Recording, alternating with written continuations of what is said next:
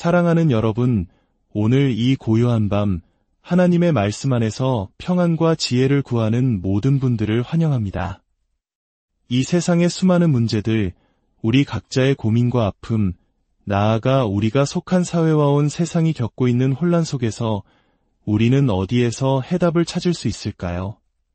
오늘 우리는 사람의 말이 아닌 살아계신 하나님의 말씀, 성경이 무엇을 말하는지에 귀 기울이고자 합니다.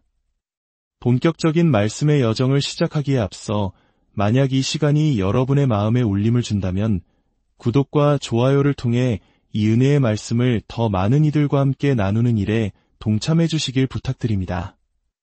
여러분의 작은 손길 하나하나가 어둠 속에서 빛을 찾는 또 다른 영혼에게 소중한 등불이 될 것입니다.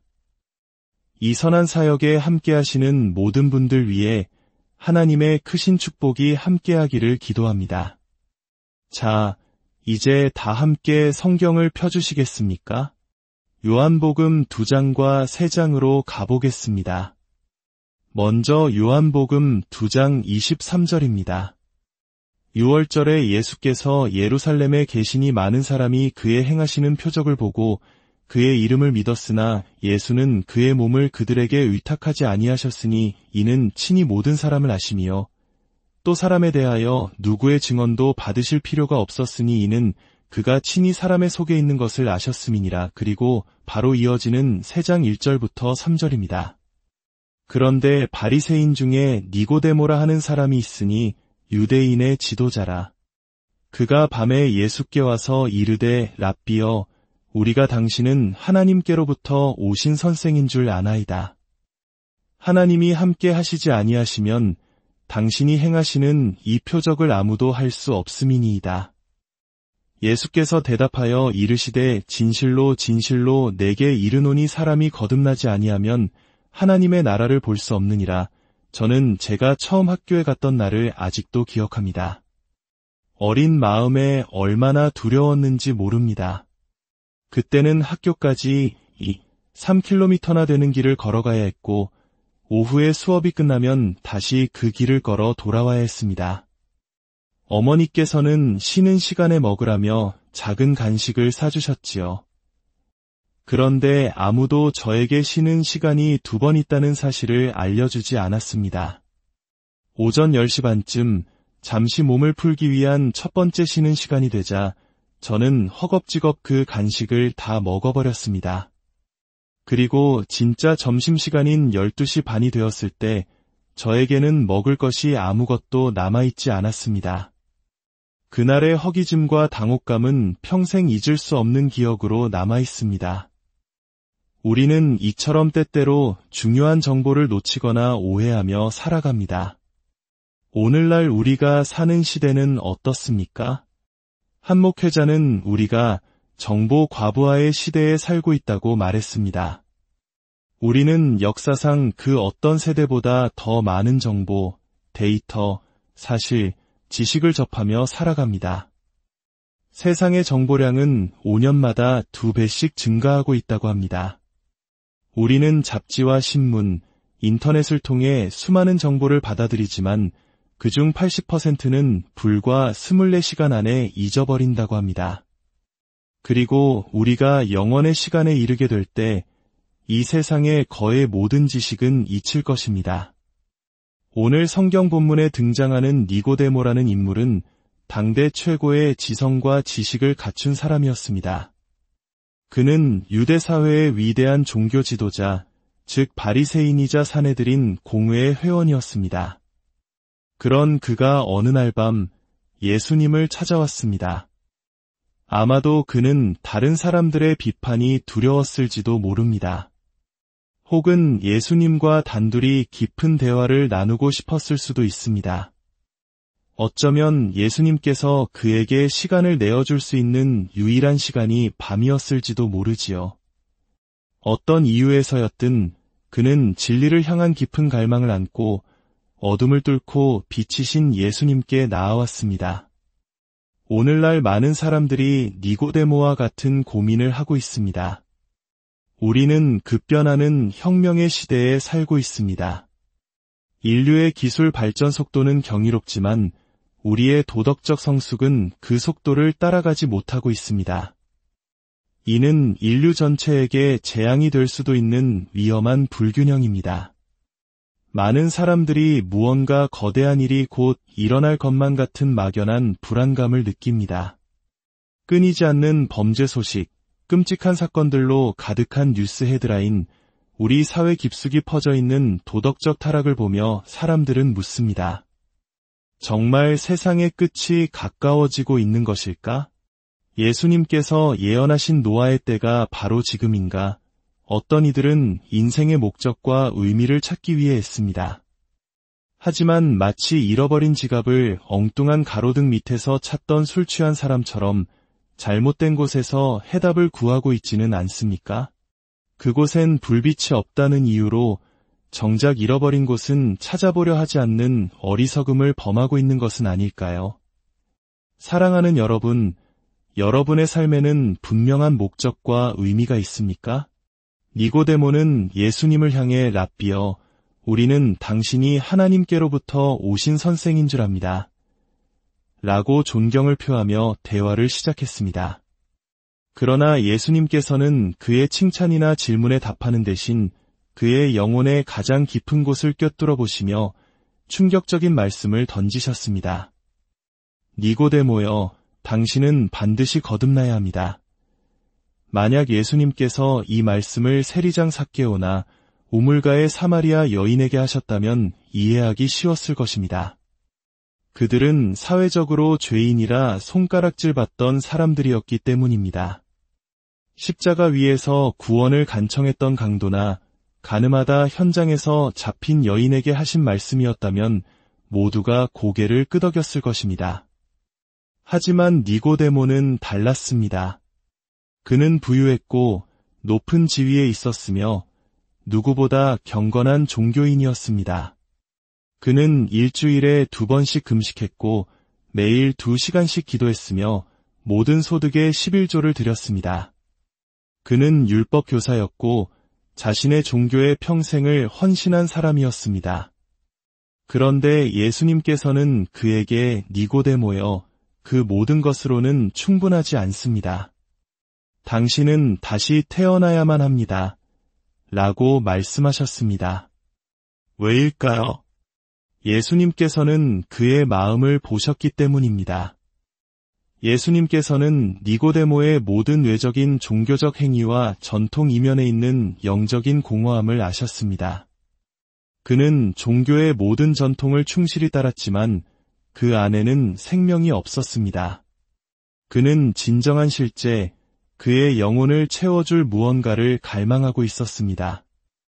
예수님께서는 그에게 말씀하셨습니다. 당신은 하나님과 인격적인 만남을 가져야 합니다. 나를 당신의 주님, 당신의 구원자로 개인적으로 알아야 합니다. 당신이 지켜온 전통이나 당신 가문의 신앙에 의지해서는 안 됩니다. 왜 우리의 모든 종교적 노력만으로는 충분하지 않은 것일까요? 성경은 시편에서 이렇게 증언합니다. 내가 죄악 중에서 출생하였으며 어머니가 죄 중에서 나를 잉태하였나이다.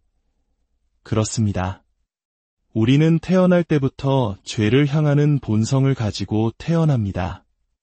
이 죄의 본성이 우리 안에서 거짓과 속임수, 미움과 편견, 탐욕과 불애, 이기심과 잔인함을 만들어냅니다.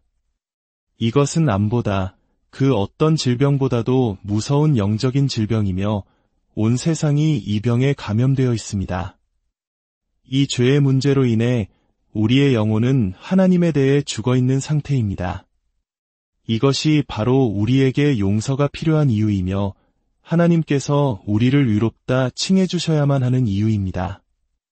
여러분, 오늘 밤 이 자리를 떠나기 전에 여러분이 단 한 번도 죄를 짓지 않은 것처럼 하나님 앞에서 위롭게 될 수 있다는 사실을 아십니까? 이것이 바로 십자가의 의미입니다. 이것이 바로 부활의 능력입니다. 이것이 바로 그리스도의 보혈이 가진 힘입니다. 예수님께서는 당신을 사랑하시기에 당신에게 자신을 내어주시기 위해 이 땅에 오셨습니다. 그분께서 십자가에서 돌아가셨을 때 하나님께서는 우리의 모든 죄를 그분께 지우셨습니다. 그분은 우리를 대신하여 살인과 거짓, 간음과 탐욕의 죄를 짊어지셨습니다. 그분은 당신을 너무나 사랑하셨기에 기꺼이 그 길을 가셨습니다. 그러므로 로마서 5장은 이렇게 선포합니다. 한 사람으로 말미암아 죄가 세상에 들어오고 죄로 말미암아 사망이 들어왔나니 이와 같이 모든 사람이 죄를 지었으므로 사망이 모든 사람에게 이르렀느니라. 그렇습니다. 우리가 하나님의 나라에 들어가기 위해서는, 하나님께 받아들여지기 위해서는 근본적인 변화가 반드시 일어나야 합니다. 그리고 그 변화는 바로 오늘 밤 당신에게 일어날 수 있습니다. 그렇다면 예수님께서 말씀하신 새로운 탄생, 즉 거듭남이란 무엇일까요? 니고데모는 이 말을 이해할 수 없었습니다. 사람이 늙으면 어떻게 날 수 있사옵나이까? 두 번째 모태에 들어갔다가 날 수 있사옵나이까? 그는 육신적이고 물질적인 차원에서만 생각했지만 예수님께서는 영적인 차원에 대해 말씀하고 계셨습니다. 거듭난다는 것은 부모로부터 신앙을 물려받는 것을 의미하지 않습니다.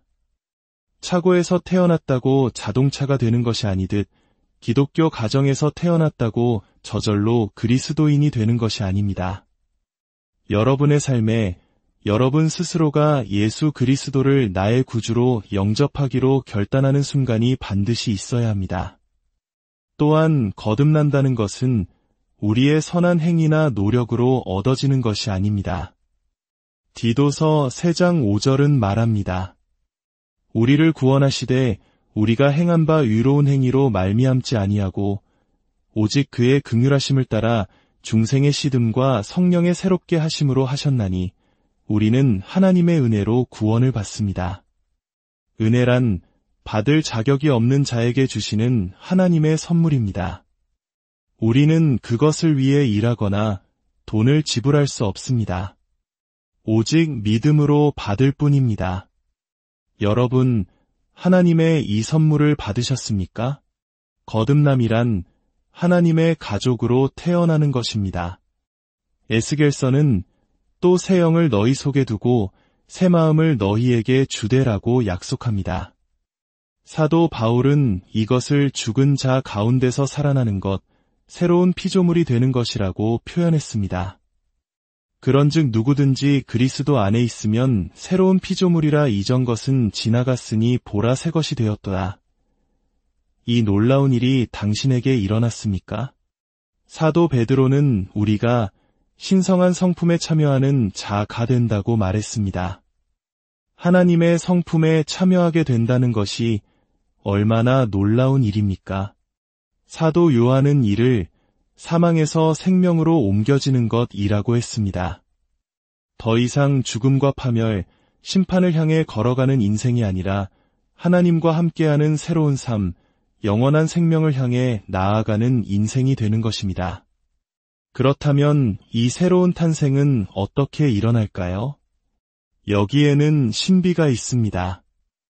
예수님께서는 바람이 임의로 불매 내가 그 소리는 들어도 어디서 와서 어디로 가는지 알지 못하나니 성령으로 난 사람도 다 그러하니라고 말씀하셨습니다. 우리는 바람을 볼 수는 없지만 바람이 부는 것을 느끼고 그 효과를 볼 수 있습니다. 이 새로운 탄생, 거듭남은 하나님의 말씀과 성령님의 역사로 이루어집니다. 베드로전서 1장 23절은 너희가 거듭난 것은 썩어질 씨로 된 것이 아니요 썩지 아니할 씨로 된 것이니 살아있고 항상 있는 하나님의 말씀으로 되었느니라고 말합니다. 또한 로마서 10장 17절은 믿음은 들음에서 나며 들음은 그리스도의 말씀으로 말미암았느니라고 증언합니다. 그리고 이 모든 과정에서 성령님께서 일하십니다. 성령님께서는 우리에게 죄를 깨닫게 하시고 우리를 그리스도께로 이끄십니다. 성령님의 이끄심이 없다면 아무도 스스로 그리스도께 나아올 수 없습니다. 성령님께서는 죽었던 우리의 영에 새 생명을 불어넣어 주십니다. 이것이 바로 거듭남의 신비입니다. 그리고 당신이 그리스도를 영접할 때 성령님께서 당신 안에 오셔서 영원히 거하십니다. 여러분의 몸이 성령의 전이 되는 것입니다. 성령님께서는 여러분에게 새로운 능력을 주십니다. 이전에는 결코 이길 수 없었던 유혹을 이길 힘을 주시고 세상이 알 수 없는 새로운 기쁨과 평안을 허락하십니다. 이 모든 것이 오늘 밤 당신의 것이 될 수 있습니다. 어쩌면 당신은 오랫동안 신앙생활을 해왔지만 여전히 마음 한구석에 채워지지 않는 공허함과 미래에 대한 불확실함이 있을지 모릅니다. 세례도 받았고 교회에서 직분을 맡아 봉사하고 있을지도 모릅니다. 그러나 무언가 빠져 있다고 느끼고 있다면, 아직도 진정한 확신을 찾고 있다면 오늘 밤 당신의 삶의 주도권을 성령님께 내어드리기를 간절히 바랍니다. 그렇다면 무엇을 해야 할까요? 3가지가 필요합니다. 첫째, 죄로부터 돌이키는 회개가 필요합니다. 회개란 당신의 생각의 방향과 삶의 방식을 바꾸는 것입니다. 내 삶의 변화가 일어나도록 기꺼이 허락하는 것입니다. 둘째, 믿음입니다. 회개와 믿음은 동전의 양면과 같아서 늘 함께 갑니다. 당신의 구원을 위해 다른 어떤 것도 아닌 오직 주 예수 그리스도만을 믿으십시오. 그리고 그분을 당신의 마음속에 영접하십시오. 주 예수님, 제 안에 들어와 주십시오 라고 고백할 때 주님은 반드시 들어오십니다. 셋째, 순종입니다. 주님, 이제부터는 제 뜻대로 살지 않고 주님의 뜻에 순종하며 살겠습니다. 라고 결단하는 것입니다. 우리 자신의 힘으로는 결코 그리스도인의 삶을 살 수 없습니다. 그러나 우리 안에 계신 성령님께서 우리를 통해 그 삶을 살아내실 때 우리는 비로소 참된 그리스도인으로 살아갈 수 있습니다. 사랑하는 여러분, 오늘 밤 이 은혜의 초대에 응답하시겠습니까? 주님, 저는 진심으로 회개합니다. 진심으로 주님을 영접합니다. 제 마음을 열어 주님을 모십니다. 제 삶을 변화시켜 주시고 구원의 확신을 주옵소서. 지금 계신 그 자리에서 조용히 눈을 감고 함께 기도하기 원합니다. 사랑의 하나님 아버지, 저는 죄인입니다. 지금까지 제 마음대로, 제 뜻대로 살아왔음을 고백하며 회개합니다. 저의 모든 죄를 용서하시기 위해 십자가에서 보혈을 흘려주신 예수 그리스도를 저의 구주와 주인으로 영접합니다. 지금 제 마음에 들어오셔서 저의 삶을 다스려 주옵소서. 저를 거듭나게 하시고 새로운 피조물로 만들어 주옵소서. 이제부터는 주님의 뜻을 따라 살게 하시고 성령님의 능력으로 참된 기쁨과 평안을 누리게 하옵소서. 예수 그리스도의 이름으로 기도드립니다. 아멘. 이 기도를 진심으로 드리셨다면 당신은 이제 하나님의 자녀가 되었습니다. 하늘에서는 당신으로 인해 큰 기쁨의 잔치가 열리고 있습니다. 이제부터 매일 말씀을 읽고 기도하며 주님과 깊이 교제하는 삶을 살아가시길 축복합니다. 주 예수 그리스도의 은혜와 하나님의 사랑과 성령의 교통하심이 오늘 새 생명을 얻은 모든 분들과 이 말씀을 듣는 모든 이들 위해 이제로부터 영원토록 함께